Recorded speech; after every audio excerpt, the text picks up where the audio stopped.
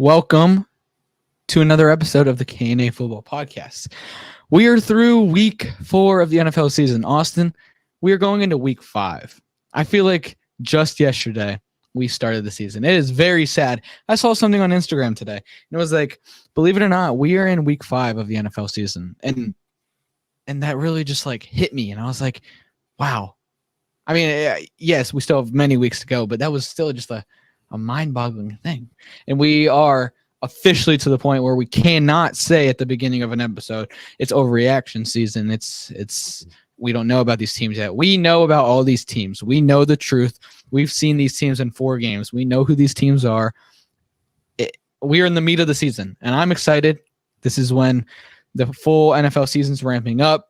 Baseball is in their playoffs, so that's going to be over soon. So it's only going to be football in the main spotlight. You got NBA, but everybody knows nobody really watches the NBA. So, but yeah, we're excited. We're going to talk about week 4. There's a lot of crazy things that happened, injuries, record-breaking performances, and Austin and I are here to talk about it all.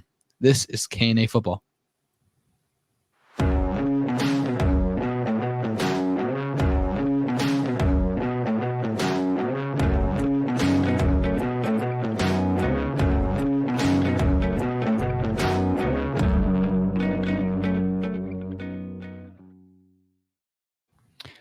So, Austin, I just talked about how I'm a little bit sad that we're already here into week 5. How are you feeling?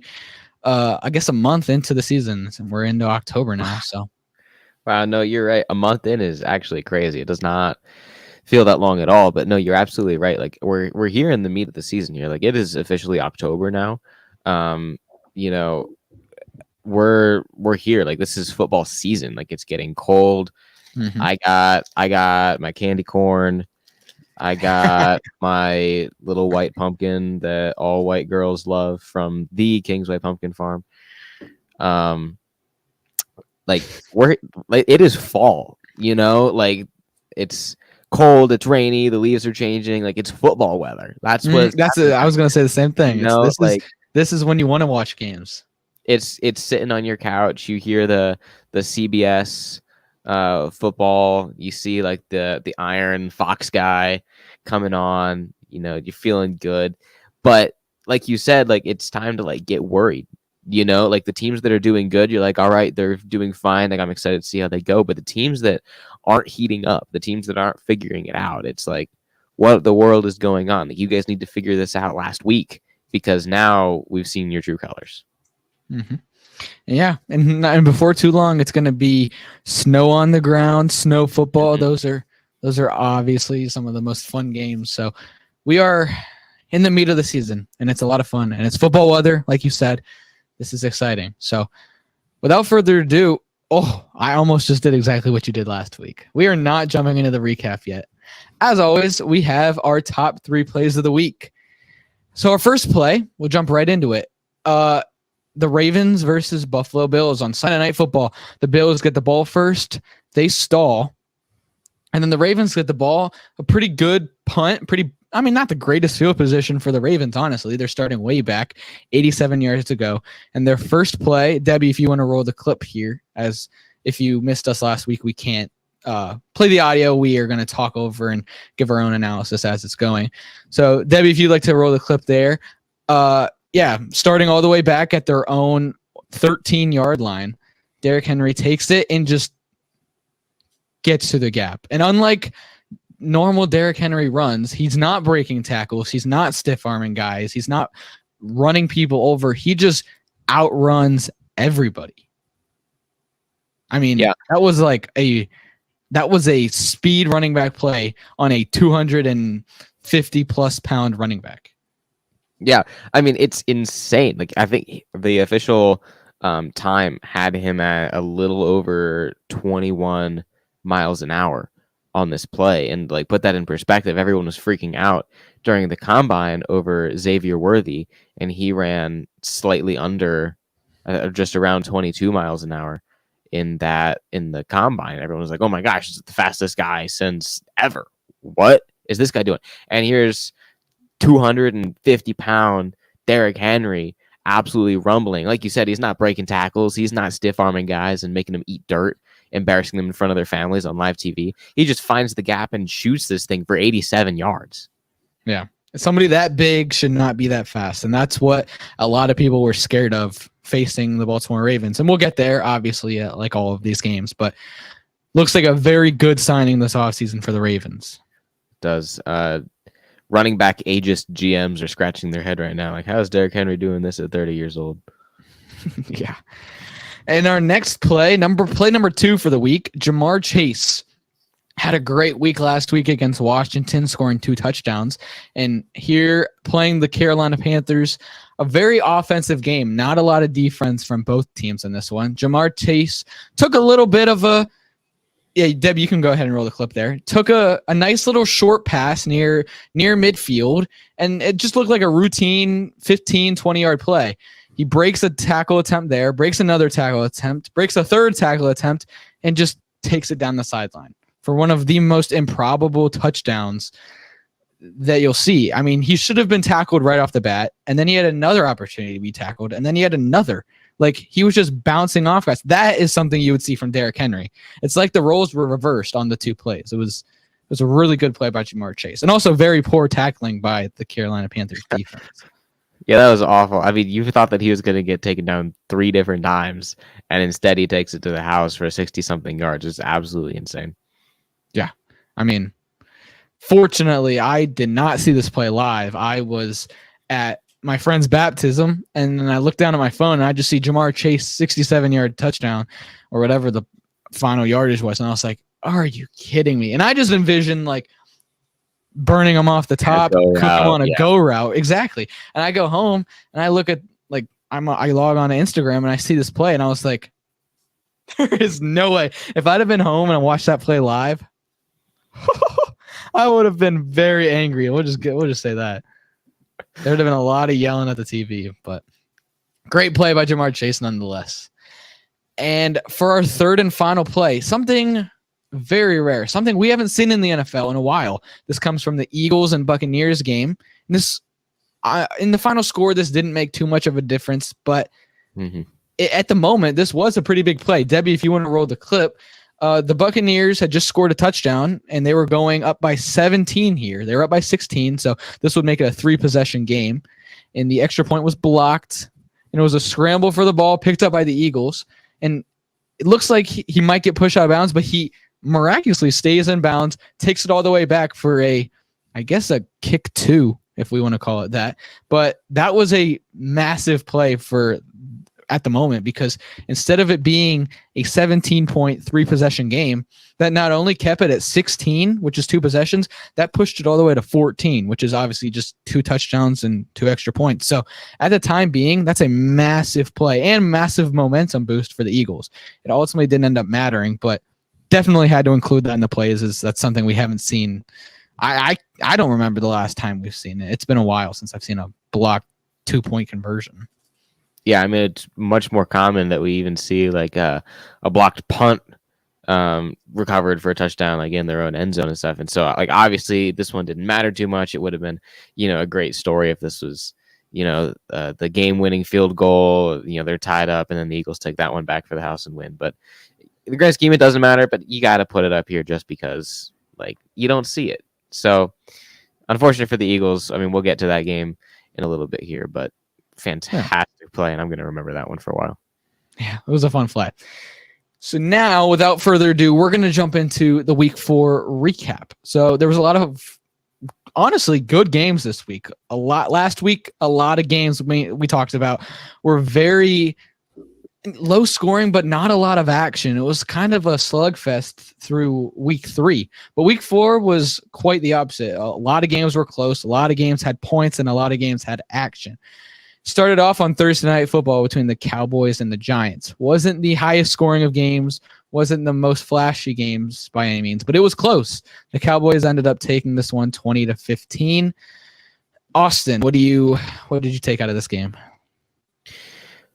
What I took out of this game is, first off, I don't know whether the Giants are better than we're giving them credit for. Obviously, they came off of a short week. They played the Browns on Sunday, and then they played the Cowboys on Thursday. So that's a really short week for them. And Mhm. they beat the Browns, and it shaping up, the Browns aren't really as good as everyone had thought they were going to be at the beginning of the season. But then they're coming in and playing the Cowboys, division rival. You're like, okay, come off that win against the Browns. Cowboys coming off a little bit of a slump too, but I'm sure they'll bounce back.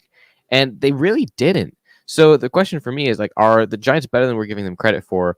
Or at this point, are the Cowboys not as good as we're giving them credit for? Because they came off a slump. They came off of, I think, was it lost the week before? Mm-hmm. Now they barely squeak one out against the Giants. And so that's really my main question in this is, like, what are the Cowboys doing here? And obviously the other storyline is Malik Neighbors is just that guy. And we knew that from the week before, but it just perpetuates itself. Yeah. Honestly, to answer your question, I think it's a little bit of both. We were not high on the Giants going into the season, and we will be the first ones to tell you that. I personally projected 0-17, which I know is ridiculous, but that, like, they lost Saquon Barkley, who was their entire offense. They gained Malik Neighbors, who is now their offense. Like you said, Malik Neighbors is so good. Like, that is a generational wide receiver, and they need to make sure they don't mess him up and drive him to the ground. But on the other side, their defense is a lot better than what people have given them credit for. And Daniel Jones, in all honesty, people can make the jokes all they want, but he played fine in this game. He has played okay this season, minus the week 1 game against Minnesota. But then if you look back, Minnesota has one of, if not the best defense in the NFL. So excluding the best defense in the NFL, Daniel Jones has honestly played serviceable and played like a solid NFL quarterback. Not good by any means, but definitely can win a few games. I mean, no one's screaming they're going to the playoffs, but they're going to win a couple games. And the Cowboys, on the other hand, their defense is very suspect. I mean, this game, they were able to stop the run, which they weren't able to do the first 3 weeks of the season by any means.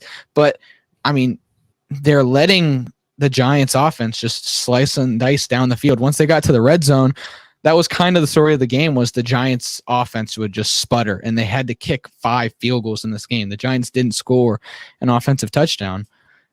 But the Cowboys defense is just very questionable right now, with a lot of injuries, but also they don't have Dan Quinn. He obviously left and is now head coach at Washington, who's doing great right over there at Washington. But their defense is not the same as we've seen the last 2 seasons. And now they lost Micah Parsons and they lost DeMarcus Lawrence to injury. So we'll see how that affects them. It might get worse before it gets better for Cowboys.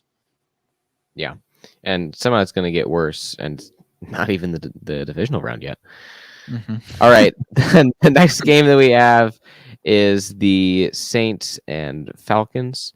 Falcons walked away, and I use the word walked off because they walked away with a walk-off field goal to win this game 26-24.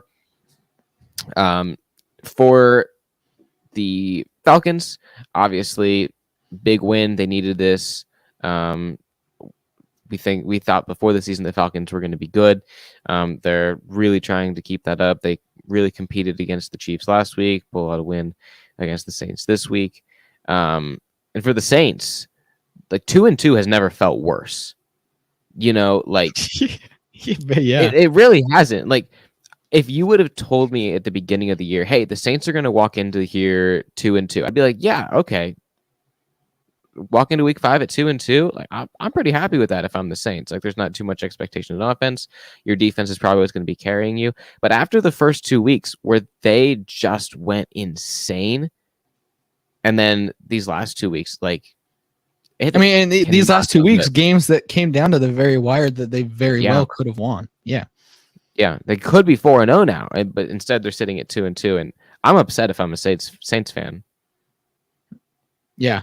I mean, this was a very Falcons versus Saints game. I feel like every year, these division rivals, they play twice a year. Every Falcons and Saints game seems to be very close, come down to the wire, and just be a weird, gritty type of a game. I have to check and make sure, but I'm almost positive that the Falcons didn't score an offensive touchdown in this game. Their first touchdown of the game came off of a muffed punt by Rashid Shaheed that was in the end zone. And then they had a pick six. Maybe they had one. Maybe Bijan would have ran one in. But they didn't. I'm trying to pull it up here. But like the Saints defense continues to hold their own. I mean, dominated week 1, dominated week 2. The Falcons won despite not having an offensive touchdown. Yeah, so they didn't score. I mean, they held their own week. The Saints dominated defensively week 1, dominated defensively week 2, played very good defensively week 3 against the Eagles. I mean, held them to 0 points going into the fourth quarter, and then once again dominated defensively here. I mean, their defense is very legit. I mean, a couple turnovers is the difference in this game. So, yeah, very Falcons and Saints game. For sure. All right, the next game that we have is the Rams and Bears. So the Bears walked out of this one with the win, 24-18. The Rams did not have a good day. Matthew Stafford had a really, really bad day. Caleb Williams played one of the games of all time. Like, honestly, this was like one of his best games, just because he didn't make any mistakes on this one. Didn't throw for that much, did put away a touchdown, but the Bears are really just finding ways to win with their defense because their offense is almost non-existent. Yeah. I mean, the Rams don't have a good offense. I mean, 24 points is really good for Caleb Williams and the Bears. I mean, that's all you can ask for if you're the Bears right now with your offense struggling as much as it is. You know your defense is going to do the job. So if you can just manage to put up some points on offense, yeah, you're going to get the job done. And that's what happened. I mean, Chicago is riding their defense, and it's working. They have a phenomenal defense. If you would have told a Bears fan going into the season that they'd be 2-2 going into week 5, I don't know if they would be thrilled. I mean, they had very high aspirations. A lot of Bears fans had a lot of delusional expectations for sure. But if you'd have told them they were 2-2, they might be okay with it. But if you told them they'd be 2-2, how they're 2-2, playing defensively and having a very poor offense, I don't think there's very optimistic and excited Bears fans at the moment. I think they're very upset with how Caleb Williams is playing, and I think they're very upset with how Jaden Daniels is playing in Washington. For sure. And it's not really Caleb Williams' fault. Like, I'm not the biggest Caleb Williams fan. Like, I don't like him personally, but you're not a fan of a dude painting his nails and having a person. Yeah, no, that's not really my style. Call me old fashioned. me neither. Don't worry. But it really is just a problem with the Bears' internal structure, their coaching and their management. We saw that because Justin Fields is playing pretty well over in Steelers country, and we'll visit that in a second. The next game that we have is the Bengals and Panthers.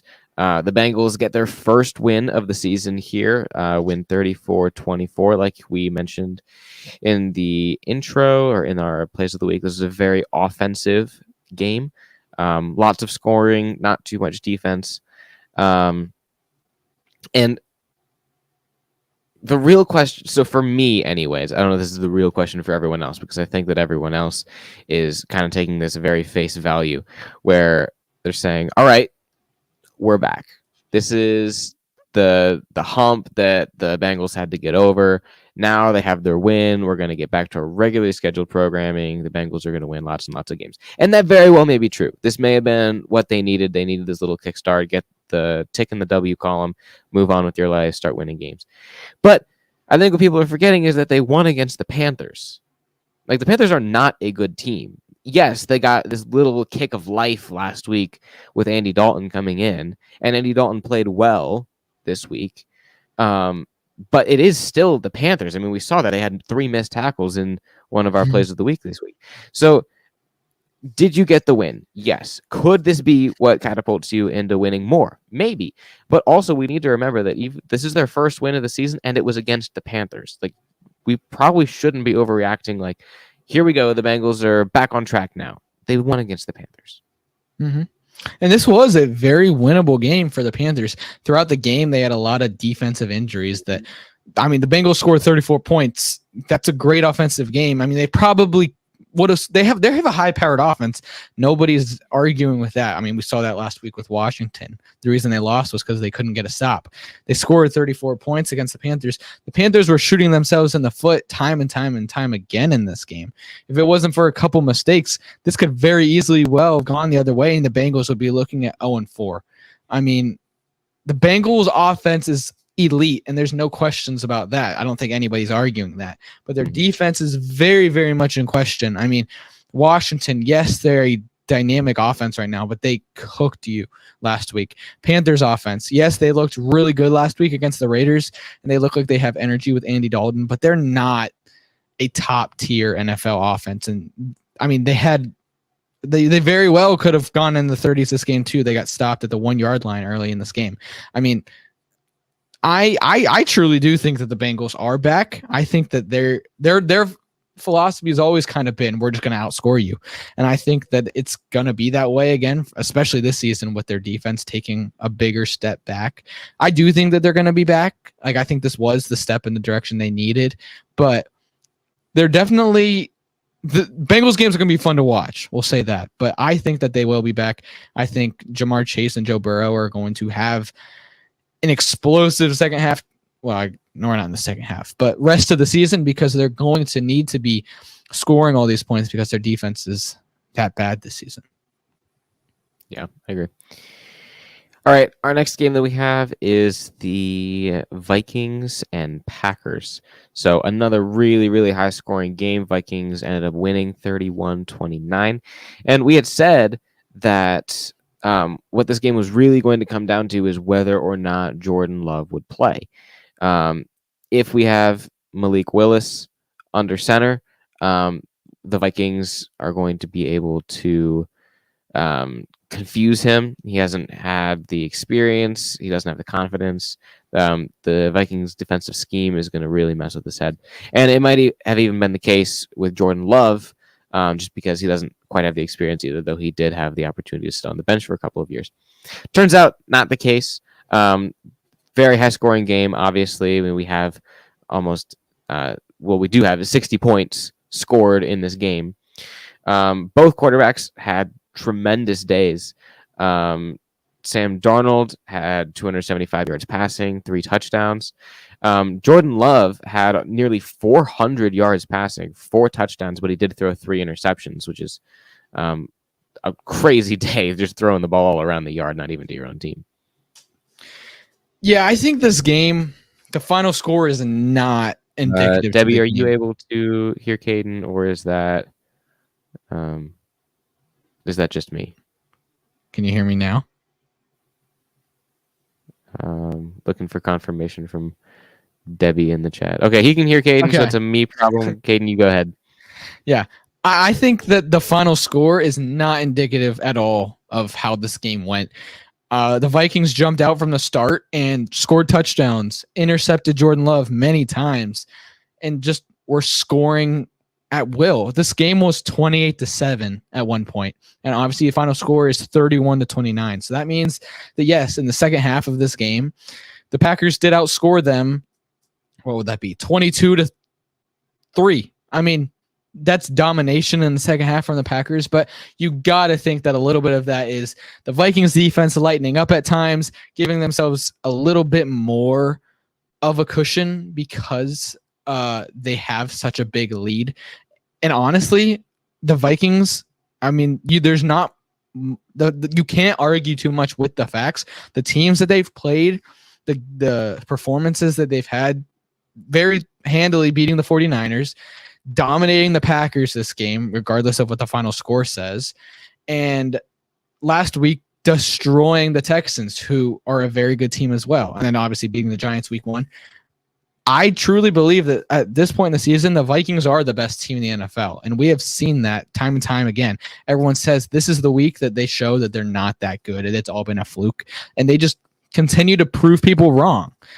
I think the Vikings are the best team in the NFL at this point in the season, and I think that they can continue to ride this with Sam Darnold. So it's very, it's a very fun story because a lot of people didn't have very high hopes for the Vikings. And on the other side of it, in the second half, that is what you like to see from Jordan Love. Maybe he was just shaking some of the rust off from missing a lot of time, but the Packers will be fine. I mean, this is a good team in the Vikings, and honestly, the whole NFC North as a whole is a very fun division, and I'm excited to see how it goes. Before we move on to this next game, I'd like to talk to you guys about our sponsor, K&F Construction.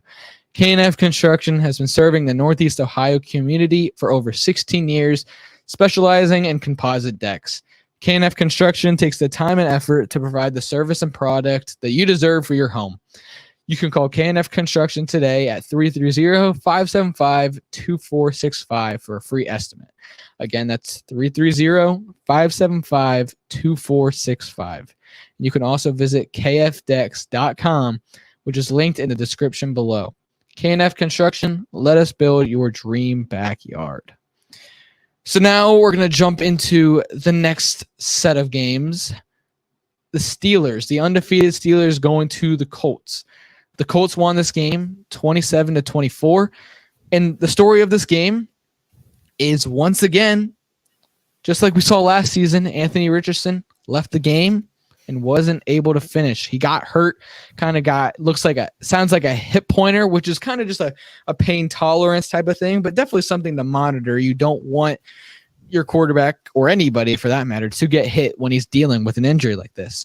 So the Colts go, he misses a play or two, they put him back in. What's the first thing they do when they bring in Anthony Richardson after being injured? They run a read option with him, and Anthony Richardson goes, slides. I mean, it wasn't like a actual like smart slide. It was a late slide, and it was like he slid on the side. Like it wasn't a very dirty hit by Minkah Fitzpatrick by any means, but Richardson gets hit in the head, helmet to helmet. Richardson leaves the game, wasn't able to finish. So the story of what we've seen from Anthony Richardson to this point in his career has been injuries, and people were saying he's just got to learn to not take hits and learn to stay healthy.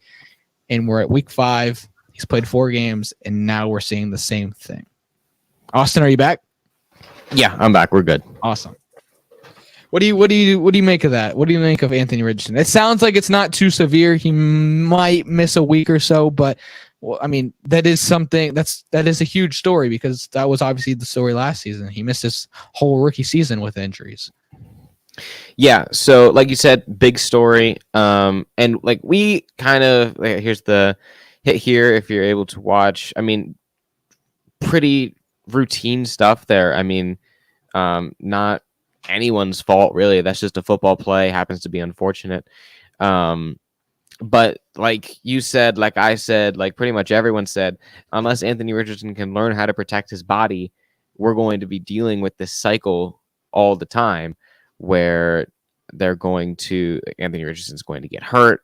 And so the Colts are going to need to be smart and bring in a guy that is able to fill that role when Anthony Richardson goes out. And sure enough, here comes that guy. We saw him last year. We see him again this year. It's Joe Flacco, straight off of his couch from last season. Here he is, goes and puts on a heck of a performance to get the Colts a win. And yeah, so like Anthony Richardson is obviously the biggest story in this game. He needs to learn how to not get hurt. Good on the Colts for having a guy behind him that they trust and can fill that role. The other storyline to this game is obviously, well, first off, the Steelers get handed their first loss of the year. And Justin Fields played a pretty good game. Like he had 3 touchdowns. He really was doing everything he could to win for his team. Passing was all right. Wasn't the most accurate, but I think he had over 300 yards through the air. So all around, it was an exciting game to watch for sure. And I think that my statement last week still kind of stands here, where as long as Justin Fields continues to play no turnover football, I don't think we see Russell Wilson this year. Yeah. I mean, Justin Fields had one pretty bad play in this game where he tried to make a play and scrambled around, ran way behind line of scrimmage, got sacked, taking them out of field goal range, and fumbled. So that was something we saw from him out of the Bears when he was in Chicago, but I don't think that that's going to continue. That was a one-time thing, and like you said, he played very good in this game, and I'm not too worried. For sure. And I agree, he should continue to be a starter. Yeah. All right, so now that we've gone through a couple of games that were really high-powered, a lot of offense, really exciting to watch, let's move over to the other end of football. We have the Broncos and Jets. Ooh, 10-9 final score. Broncos win. Jets lose off of a missed field goal, a missed go-ahead field goal. Actually, it was not a very hard field goal to make. Aaron Rodgers looking very frustrated on the sideline after this game, and I would be too. How you only scored points. Yeah, he can only be mad at himself. I mean, I get it that the Broncos have a good defense, but come on, you got to score more than 9. They didn't have a touchdown in this game. It was all field goals. Yeah, that was a bad performance. Rodgers said, I think today that his knee is a little swollen. So obviously we'll be keeping our eyes on that. We're not really sure what that's about. Did he twist something? Did he pop something? He said it's just wear and tear, nothing to be concerned about. But obviously that's something to keep our eyes on. He is old. Broncos obviously snuck away with one here. I mean, if the Jets can kick a field goal, if they can score a touchdown, they're absolutely cooked. So this might be the ceiling for the Broncos this year, but good on them for getting a win while they can. Yeah. And I mean, at halftime, Bo Nix had -7 pass yards. I don't know how that's physically possible. Like, and they won the game. He finishes the game with 60 passing yards, and they win the game. It's absolutely absurd. So, Jets, this might be. I mean, this can't be an all-time low. You guys have had some really low lows the past couple of seasons, but this was definitely a game of all time. Yeah, it's one they're going to want to forget. All right, next game that we have here, we talked about it a little bit already. We have the Eagles and Buccaneers. This game was out of hand from the very beginning. And there were some sections of the game where you kind of forgot how close it was. Like on that, the blocked point after touchdown that gets returned for the 2 points. Like, you look at the score, if you were watching the game, you're like, oh, they're only 2 scores behind. It's no big deal. The Eagles had a chance at one point in the game to score right before the half and then get the ball back and try to score again, try to really get it close. But it never really felt like this game was within reach. The Buccaneers absolutely walloped them 33-16. Mm-hmm. And the Eagles, obviously they were without A.J. Brown and Devante Smith in this game, and that really showed. They were really missing that pass catcher down the field. It was a lot of Saquon Barkley, and it was a lot of Dallas Goedert. And aside from that, their offense was non-existent. I mean, their defense, on the other hand, did not help them at all. I mean, C.J. Gardner-Johnson was burnt toast in this game. I mean, he talked a big game going into it, and he really struggled against Mike Evans and Godwin, and Trey Palmer scored a touchdown in this game for the Bucs. I mean, the Buccaneers were doing whatever they wanted. And if it wasn't for we can say what it is. Oh, if it wasn't for a fluke game last week against the Broncos, the Buccaneers would be sitting here at 4-0. I mean, Buccaneers look like a very good team right now. And Philly, on the other hand, definitely has a lot of questions. I know they have a lot of injuries, but when you have this talented of a roster, and I believe a pretty talented quarterback, you should be winning games and definitely not losing like this. So I think that falls back on coaching, and I think there should be a lot of questions about Nick Sirianni and his future with the team. For sure. I mean, obviously we can't just be taking these one games out of context. Like, they are still a good team. I think they're 2-2. Mm-hmm. I think that's correct. Again, another 2-2 that just doesn't sit right. It doesn't taste good. That's a 2-2 that you're like, man, we really should be 3-1. We really should be 4-0 given the roster that we have. We're just not able to get it done. All right, the next game that we're going to have coming up here is the Jaguars and Texans. The Texans looking to bounce back after a rough week last week. I'm trying to get to the game here. I can't find it on my phone. Either way, Texans looking to bounce back after a rough loss last week. They do. They bounce all the way back, win 24-20. Obviously, we were kind of all expecting that. The question for me, and that I will pose to you, because it's the question that everyone is asking, is what is up in Jacksonville, man? Like, I don't think anyone really expected the Jaguars to be doing particularly well, but I don't think anyone expected them to be 0-4 to this point. Mm-hmm. I think one win would have been okay at this point. Yeah. I mean, I think kind of like what we talked about all season. I think the story with a lot of teams is coaching. And I think that is a big issue in Jacksonville right now. They have what I believe is a great roster. Brian Thomas Jr. is a dominant rookie receiver. Travis Etienne is a very solid above tier running back. Trevor Lawrence has not played good. No, but he is not as bad as 0-4. I mean, I truly believe this all falls on coaching. I mean, I don't really know what to say because they haven't taken much roster steps back. I mean, they lost Calvin Ridley, obviously, but aside from that, they haven't taken too many steps back roster-wise for the last couple of seasons, but they've gotten worse, and I truly think that just boils down to coaching and scheme.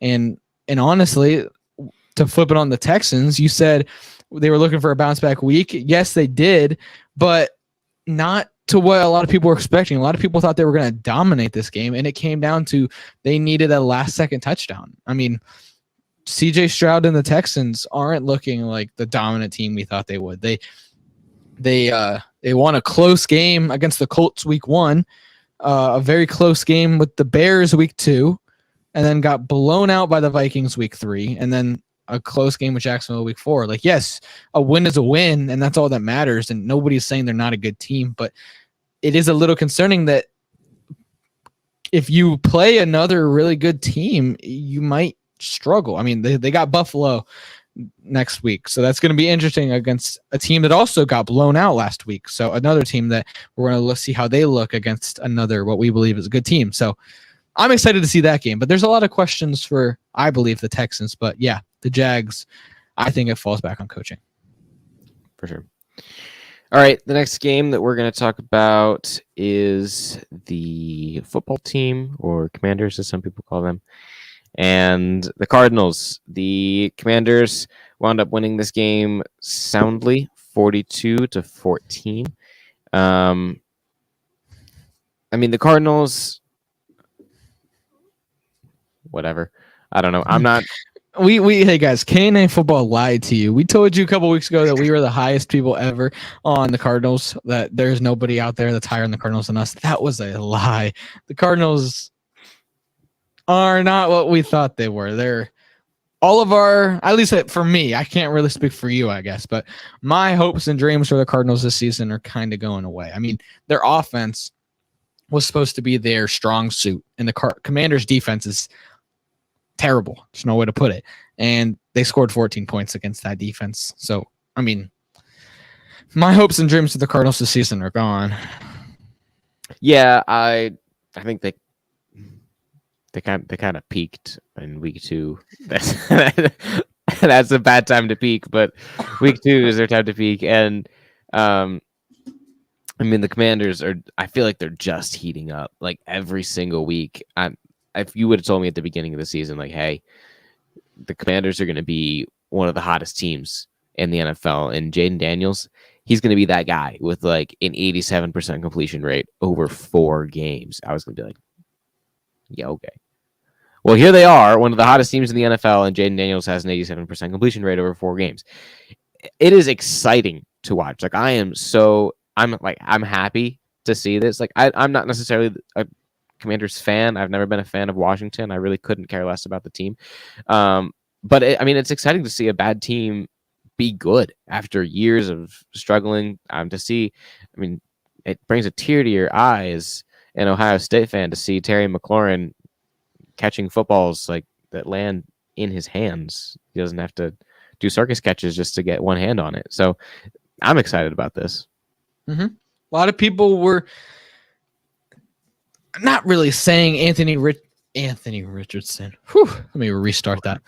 A lot of people were saying, Jaden Daniels, will he go number one? It wasn't too much of a conversation, but there was definitely a few people who were saying like, oh, Caleb Williams is going to be a bust. I'm not calling Caleb Williams a bust, but Jaden Daniels looks like a generational quarterback. I know it's only been 4 games, but completely different offense. That offense is electric. They're fun to watch. And I'm not going to jinx them like we did with the Cardinals and say that we are so high on them and that they're the most fun team to watch, but they definitely are one of the more fun teams to watch right now. For sure. All right, next game that we have here is the Patriots and 49ers. This game does not deserve very much talking about, so I won't talk about it too much. The 49ers won 30-13. Anyone and their mother could have predicted this one was going to happen. Even with all of the injuries that are riddling the 49ers locker room right now, they're able to pull it together, drop 30 on the Patriots' head, and get out of there. Yeah. Honestly, like you said, there's not too much to say. I mean, it's what we expected. There wasn't any fireworks. I guess the one storyline is Brandon Ayuk continues to struggle. He didn't play good in this game. He only had, I think, 2 receptions. Jordan Mason is amazing, but Brandon Ayuk, who threw his little temper tantrum in the offseason, didn't go to any training camp, demanded his money. He got his money, but now he's terrible. I mean, I'm sure teams like Pittsburgh and teams like New England and Cleveland are very happy right now that they didn't throw a first-round pick, didn't throw a bag, didn't throw Amari Cooper, George Pickens, a lot of these good assets and players at the 49ers to get someone like Brandon Ayuk who's playing this poorly to start the season. I mean, he does not look like the same player we've seen the last couple of years. Yeah, for sure. And I'd love to talk about this game more, except that no, I wouldn't. So let's move on. Got the Browns and Raiders up next. Big storylines heading into this game. Max Crosby and... Did I get that right? That's Max Crosby, right? Yeah, Max Crosby and Devante Adams. Okay, Max Crosby and Devante Adams. For some reason, I was thinking of like the Crosby like kicker, and I was like, I don't know if I got Mason Crosby. Yeah, I was like, he's not even in the league. Right. He's not even in the league anymore. No, I'm aware. He played very many years ago, but I was worried about that. All right. Anyways, that's the big storyline: is that 2 Raiders stars were not playing in this game. Obviously, that frees up the Browns defense and the Browns offense. You no longer have to guard Devante Adams. You can go for the next guy. So your best corner's on their number 2 guy. And then on offense, obviously, not having Max Crosby is a massive, massive help. Don't have to worry about him on the defense. So the Browns really never stood a chance in this game. I'm not going to lie. Like, it was close throughout the whole game. It's like, oh, it could happen. But I mean, deep down, anyone watching this game knew that the Browns were not winning this game. We just could not put anything together, really. Anything resembling an offense was non-existent. We did finally figure out that running the ball works, and we did that a little more consistently. So I'm excited about that. Nick Chubb begins practice this week, so that's another really great thing. Browns fall. I am really, I don't know whether I'm surprised or just disappointed or just jaded at this point. But the big storyline coming out of this game is that Devante Adams wants out. The Raiders said earlier today, like, hey, maybe we're willing to shop him a little bit. We're going to make some calls, kind of see what the interest is, test the market, and we'll see. And then Devante Adams was like, hey, really funny. Really perfect timing, actually. I went out.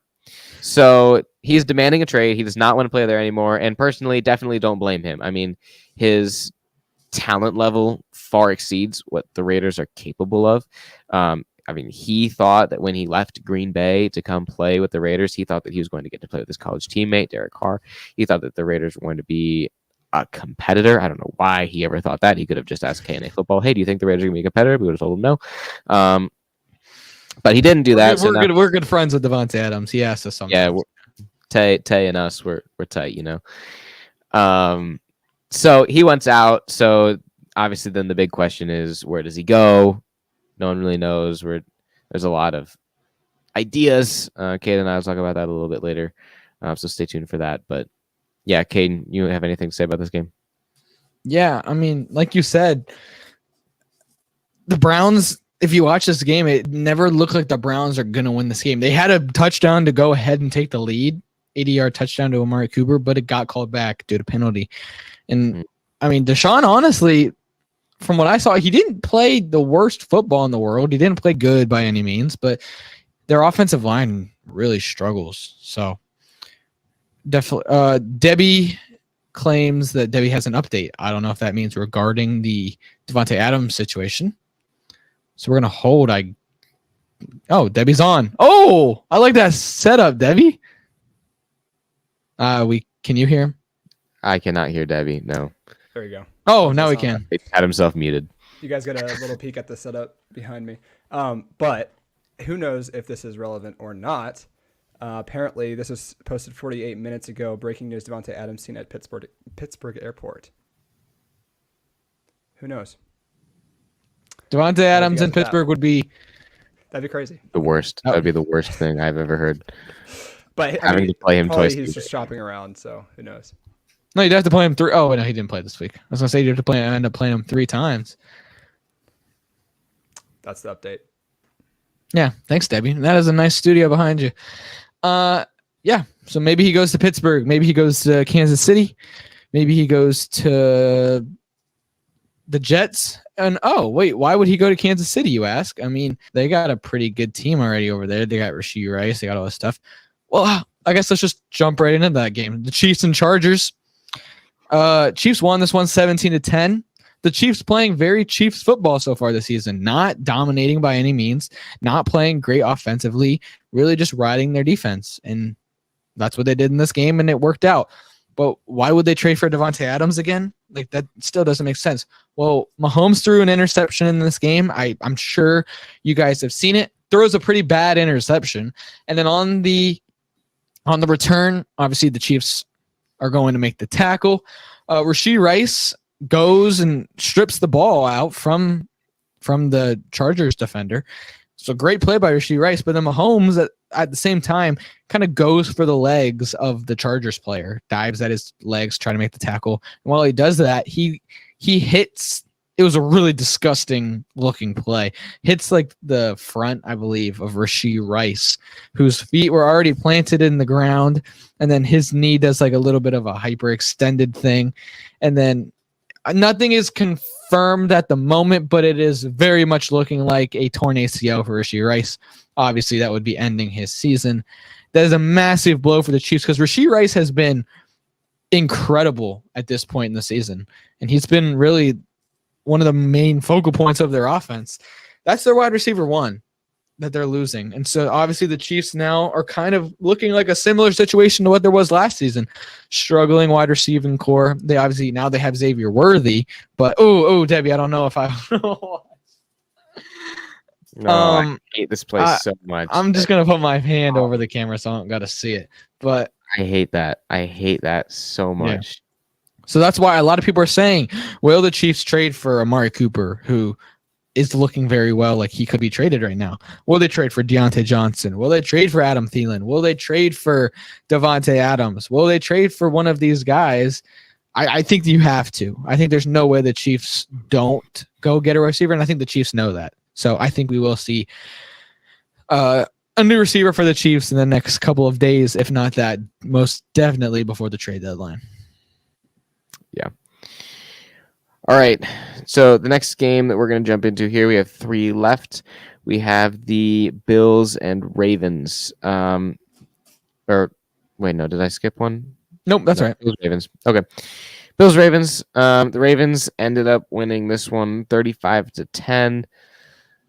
I'm going to be honest, I did not see very much of this game. I was driving home at this point, and so I did not get to catch it. and I saw a bunch. Yeah. I did when I got back. Then I had to take a quiz, and I may or may not have fallen asleep while taking the quiz. So not my brightest moment. I'm sure you did great. Yeah. I killed it. All right, so Caden, talk about this game for us.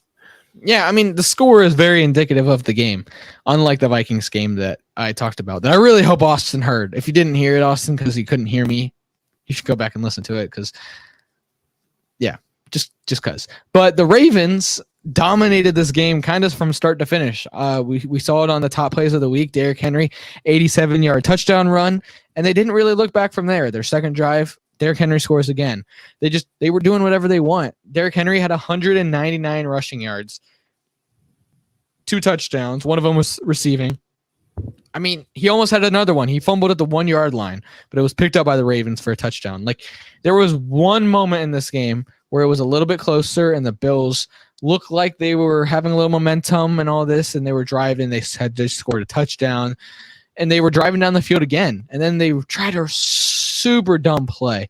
I mean, it was like a wildcat that he pitched it to Josh Allen, who then ran around and tried to throw it deep. But the play was just blown up from the start. And as Josh Allen threw, he got the ball hit, fumble, picked up by the Ravens, and then the game was just over at that point. Ravens had all the momentum with a dominant lead. This game was not a contest, really, from start to finish. The Ravens offense is very, very scary with Lamar Jackson and Derrick Henry.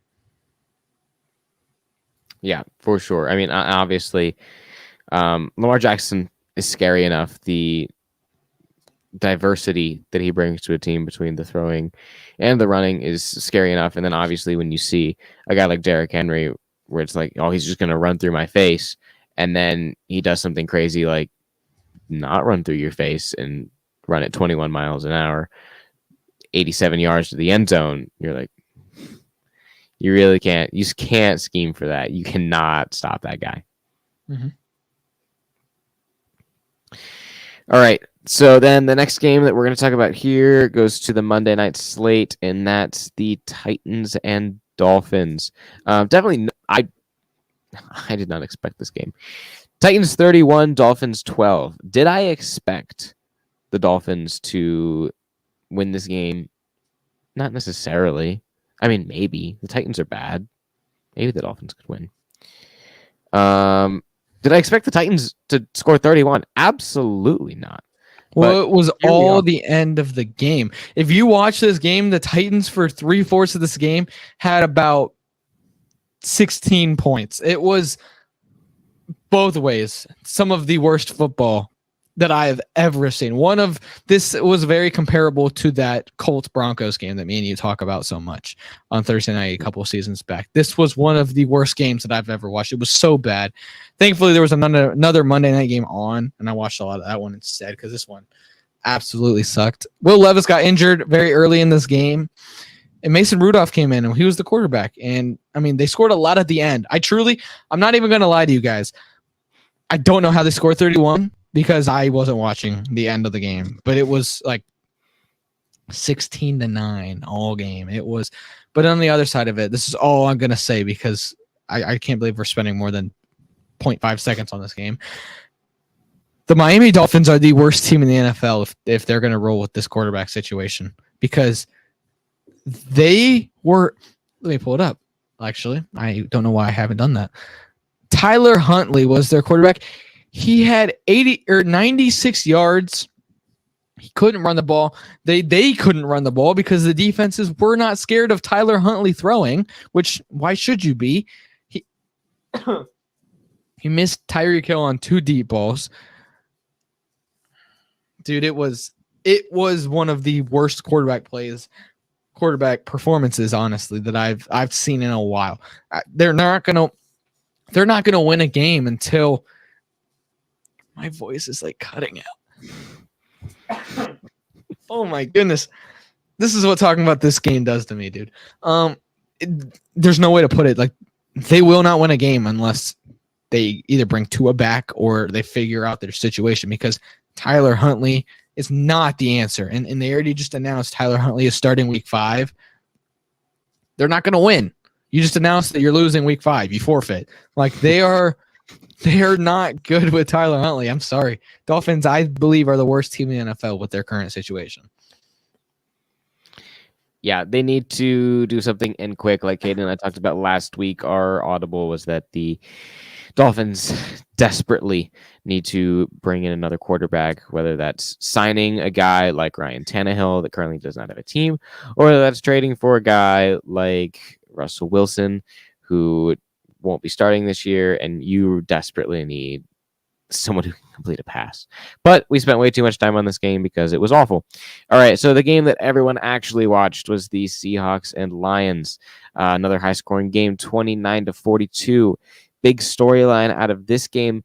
Jared Goff breaks the record for the most completions without an incompletion. He was 18 for 18 on the day. Absolutely perfect. Slinging the ball around the yard, 42 points for the Lions. This is the Lions that I was hoping to see all year. Yeah. It's kind of the first time all season that we saw last year's Lions. They looked really good out there. They could run the ball with ease. Obviously, Jared Goff broke the record. Like you said, they were passing with ease. They were doing whatever they wanted out there. And Jared Goff even caught a touchdown in this game. I mean, really just great game all around by Detroit, but also great job by Seattle hanging around. They had a lot of missing defensive pieces. It was a very fun Monday Night Football game. For sure. And I don't have too much else to say about this. So we are going to quickly run through our picks for week 5. And I would like to quickly remind all of you that Caden and I are in the middle of a very heated battle. We are 4 weeks into our yearly pick'em, which is why we pick these games on air every single week. To give you guys the current standings, I currently have 37 games predicted correctly. Caden currently has 38. So we are very, very tight. And I would like to remind you guys that if you have an idea for what the loser among us should do, who picks the most games incorrectly, what our punishment should be sure to leave a comment, whether that's you DM us on Instagram or you comment on this video on YouTube. We would love to hear what you guys have. And within the next couple of weeks here, especially as we approach the end of the season, we will be putting out a poll of the most popular or most fun ideas that we see. So that way, we can provide more entertainment, because we are, of course, an entertainment machine over here. So, Caden, let's jump into the games. Tampa Bay and the Falcons. Should be a good game. Should be a good divisional NFC South Thursday night game, honestly. But I got Tampa Bay. I got Tampa Bay too. I think there's no way. I mean, there is a way they don't lose this game. It is a divisional game, but with the way they've been playing, I definitely have them winning here. Jets and Vikings. Where's this game? In London. This game's in London. Yeah. I got the Vikings. I talked about it when you were not here. I think the Vikings are the best team in the NFL right now. So. Oh, wow. I'll definitely have to go back and watch that, because that is a wild take. But I got the Vikings too. I think that the Jets are on a bit of a slump here. All right, here we go. This is going to be an abysmal one. Carolina and Chicago. I got the Panthers. I got the Panthers too, only because Andy Dalton. That is legitimately the only reason I have them. I very much agree. All right, Ravens and Bengals.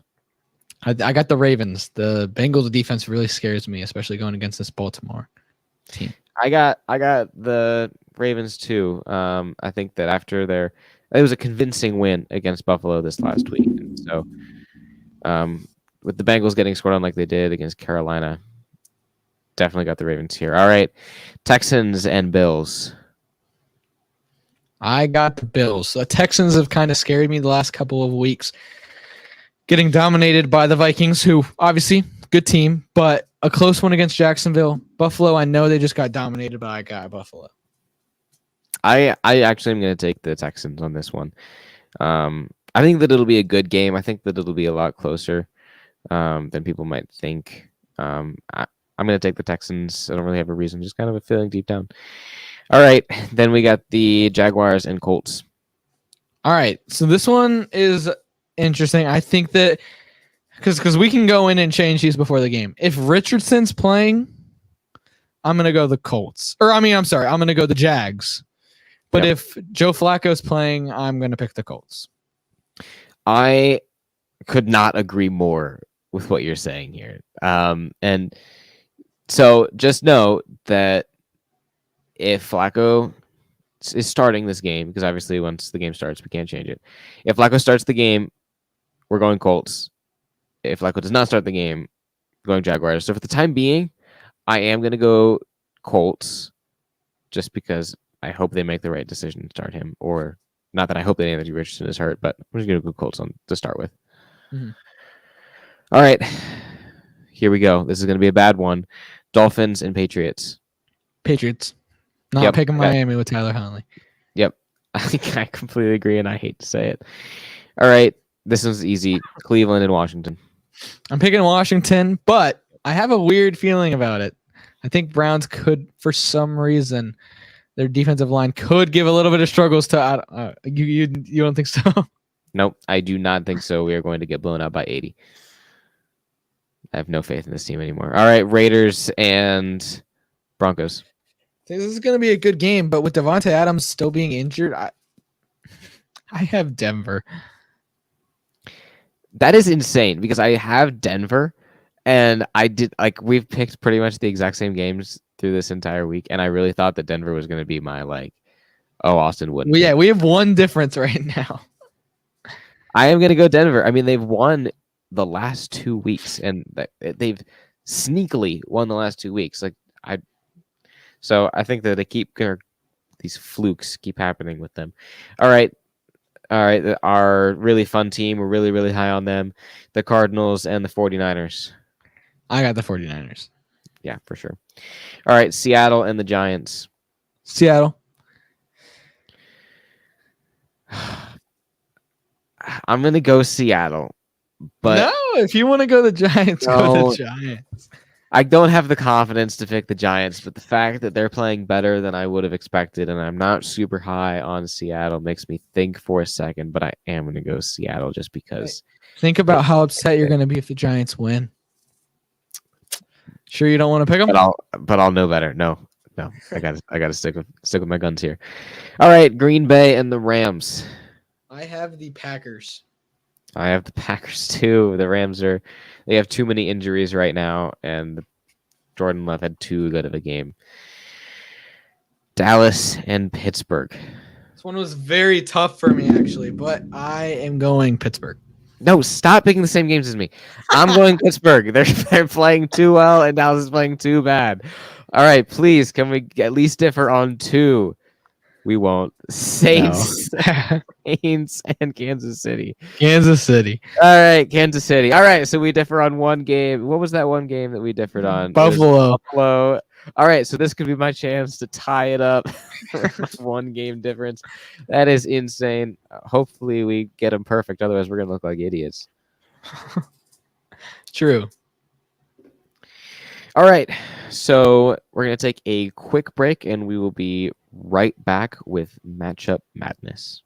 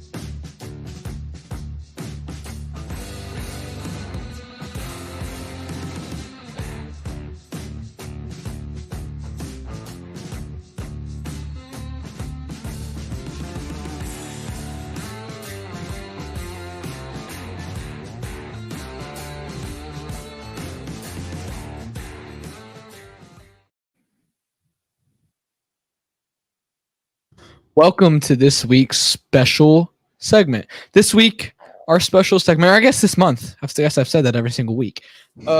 This month's special segment is Matchup Madness. Yes. So in this segment, Debbie will be introducing a player, and then that player will be put up against other players, and Caden and I will have to decide whether we want the player that Debbie said or the opponent. We'll be matching that player up with a couple of different guys and see how they stack up. So without further ado, let's bring in Debbie, who has right. this week's. I can't believe that set every time. You look like a pro back there. We are a pro podcast. All right. This matchup madness segment, we are going to be matching up Amari Cooper against, 5 other receivers. Yeah. So the first receiver we'll be putting up against recently injured Rashee Rice. What do you boys think? Austin, you want to go ahead and go first on this one? I'll take the next one. Sure. So obviously we are matching up Amari Cooper with these guys because he is on the trade block. He has expressed interest in getting out of Cleveland, and Cleveland understands that he is old, and there is a lot of money tied up with him. So it's really a toss-up here. So between Amari Cooper and Rashee Rice, who would I rather have on my team? Well, for me, it depends a lot on what my goals are for the team. And I think that that's going to be a common theme with all of these guys. Is if I'm building for the future, I probably want Rashee Rice. If I want to win today, probably going to go Amari Cooper. Overall, though, I think Rashee Rice is a really, really great wide receiver. I have really high aspirations for him in the future. So out of those two, I really do think I would go with Rashee Rice. I agree. I would also go Rashee Rice. I think for a lot of these, we kind of just have to put it for this season, especially. I mean, obviously, barring injury, because Rashee Rice is probably out for the season. But a lot of these guys, I would assume. I mean, we obviously picked the players on there, but I'm trying to remember back. I honestly don't remember what players we put. But Amari Cooper, I would imagine, is older than a lot of them. So if you're basing for the future, you're going to pick the younger guys. So for all of these, I would say we would just assume for this season. But even for this season, I would say Rashee Rice. I think he took a very great second year leap from what we see in the first 3 weeks this season. It's a bummer we're not going to be able to see it the rest of the year, but he's a very good receiver. He's very reliable, and he was a number 1 for the best quarterback in the NFL. So what more can you ask for? Yeah. Awesome. Next up, we have T. Higgins. That's a good one. I mean, T. Higgins is kind of under Jamar Chase's spotlight. I mean, a lot of talk this offseason about him wanting to leave, him wanting to go be a number 1 somewhere else, which I mean is fair. He has a very good skill set and could very well be a 1 somewhere. This one, I think, is a lot harder than the Rashee Rice one. I'm still going to lean T. Higgins on this. I think that once he leaves Cincinnati, which I think is inevitable next season, I think he's going to be a very good wide receiver 1 wherever he goes. And I think he has speed. I think he has very good jump ball ability. And where he is this season, honestly, as a wide receiver 2, it's unfair for defenses that their number 2 corner has to guard T. Higgins. So, yeah, I mean, I agree with what you said about T. Higgins. It's just the fact that we haven't seen him as a number 1 guy. It's very notable that it's unfair that the other team's second corner has to guard him. But would he have the same productivity if the team's number 1 corner was guarding him like Amari Cooper had to deal with? And Amari Cooper had that sort of situation where he was the number 2 guy in Dallas, and then he's obviously the number 1 guy in Cleveland now. So I'm going to go with Amari Cooper over T. Higgins on this one. Obviously, that could change based on how T. Higgins performs once he leaves Cincinnati. For the time being, I go Amari Cooper. All right. Next we have Jalen Waddle, projected to make 9.73 points in fantasy next week. What do you guys think? A little side nugget there from Debbie. That sounds like Debbie has Jalen. I was gonna say the same He's thing. unhappy with his performance recently. All right, so for this one, oh, man, this one's tough. And in my heart, I do want to say Jalen Waddle, but given the fact that I went Amari Cooper over T. Higgins in the last one, I feel like logically I have to stick with Amari Cooper on this one because I think the same types of reasons apply for why I would go Amari Cooper over T. Higgins for Jalen Waddle. So I'm going to go Amari Cooper over Jalen Waddle here.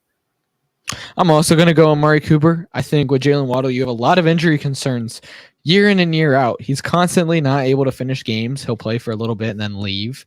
I mean, kind of with T. Higgins, we haven't seen him as a wide receiver one, really. Did he have a season without Tyreek Hill? I think he did have one. I think his rookie year. But I just think Amari Cooper is a good wide receiver one. He's had some struggles this year with drops, but he's a very solid wide receiver one. He can stretch the field. He can take short plays and take it the distance. I mean, he's a reliable receiver. I'm going to take him over Jalen Waddle here. I think Jalen Waddle is a lot of production is the defenses are focused so much on Tyreek Hill that they have less to focus on Jalen Waddle. Yeah. All right, Debbie, who's our next one? All right, and second to last, we have DJ Moore. You can take this one's very interesting. Obviously, DJ Moore played for Panthers for a while, didn't get much recognition, had a lot of production for what he was dealing with in Carolina. Goes to Chicago, great year last year with Justin Fields. Now he's with Caleb Williams, and they're having a down season. And honestly, if you watch the Bears, he looks dead on the sideline. Even after scoring a touchdown, he's just like puts his hands in the air, gives Caleb Williams a hug. Like, he does not look happy. He looks like dead. It's really sad to see. And I truly think DJ Moore I'm picking DJ Moore here. I think he has potential to be an elite receiver. We have not seen him with a good quarterback. Justin Fields is the best quarterback. He played with towards the end of his career, Cam Newton for a little bit, and that was a very good rookie season. DJ Moore, like he was great early in his career, and he's still great now. He just doesn't have that guy to get him the ball. I think if you give them both the same quarterback, I think DJ Moore is. Definitely DJ Moore. I'm going Amari Cooper on this one. I think DJ Moore might have the potential to be that guy, to be better than Amari Cooper. But it's really been, and it's definitely not his fault. Like, obviously you have to have a quarterback that gets you the ball. You have to have a scheme that gets you the ball.